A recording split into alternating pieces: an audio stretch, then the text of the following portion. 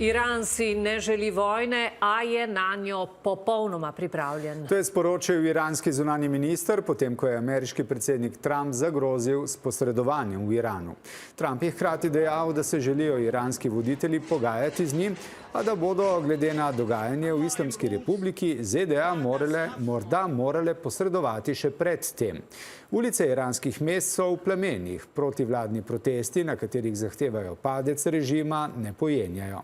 Po navedbah nevladnih organizacij je bilo ubitih več kot 600 ljudi, najmanj 10.500 ljudi naj bi aretirali.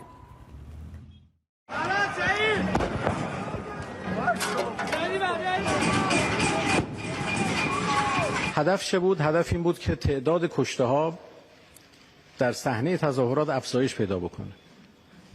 چرا؟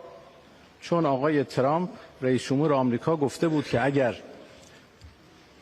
مردم کشته بشن ما میاییم و دخالت میکنیم. They rule through violence, but we're looking at it very seriously. The military is looking at it, and we're looking at some very strong options. We'll make a determination.